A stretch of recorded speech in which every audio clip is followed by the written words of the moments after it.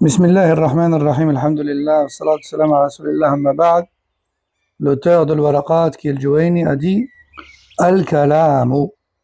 فأما أقسام الكلام فأقل ما يتركب منه الكلام اسمان أو اسم وفعل أو فعل وحرف أو اسم وحرف. La parole ou encore le langage.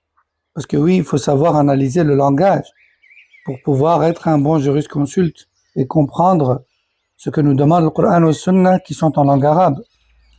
Il dit, quant au type de parole, le plus petit élément considéré comme étant une parole en arabe et qui compose une phrase est soit un nom, un ism, soit un verbe, soit une particule.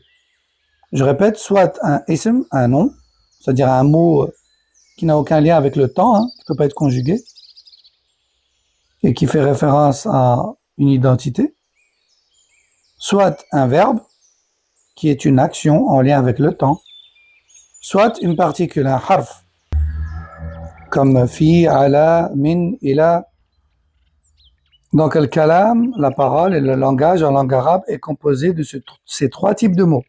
Et les savants de usul al-fiqh commencent souvent par l'étude du langage, de la parole, et de ses divisions. Parce que la langue arabe, c'est la porte d'entrée vers la compréhension de Coran ou Sunna. Et les fondements du droit, justement, reposent sur ces deux sources, qui sont le Coran ou Sunna. Notre religion repose sur le Coran ou Sunna. Et le Coran ou Sunna sont en arabe. Donc il faut maîtriser l'arabe pour pouvoir les comprendre et extraire les règles à partir de ces sources-là.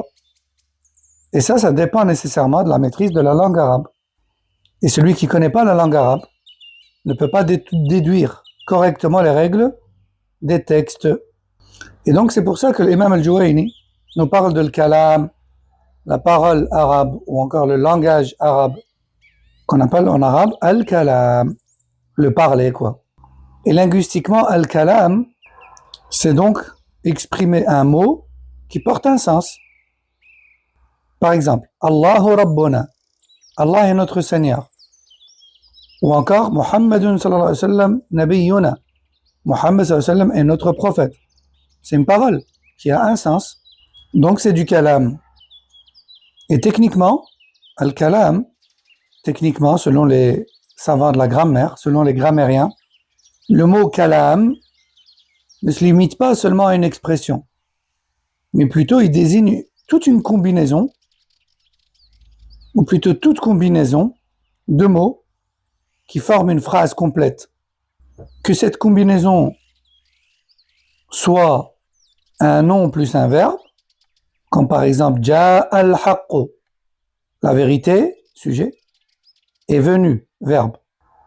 Ou encore d'un verbe et de son sujet, parce que oui, en arabe, on fait une différence entre une phrase qui commence par le sujet, puis le verbe, et une autre phrase qui commence par le verbe, puis le sujet, selon un avis, il y a une différence. La parole peut être aussi un ordre, par exemple, iqdil amra, accomplis ce qui t'a été ordonné. C'est un ordre, mais c'est tout de même une phrase et une parole exprimée. Pourquoi tous ces exemples? Parce que c'est ça le Coran ou le Sunna. Fais pas, c'est mieux que tu fasses, c'est mieux que tu fasses pas. Ou encore, libre à toi.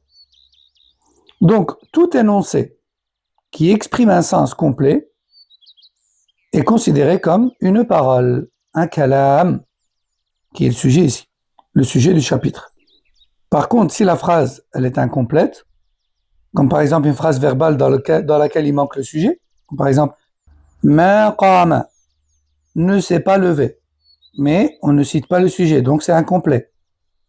Pour les grammairiens, ce n'est pas une phrase correcte, de laquelle on peut tirer un sens clair, etc. Parmi les exemples de phrases, le but ici n'est pas de faire un cours de langue arabe, mais surtout d'expliquer que dans Usul al-Fiqh, on s'intéresse aux règles de base de la grammaire arabe au vu du caractère arabophone de la dernière révélation en date, qui est le Coran ou Sunna.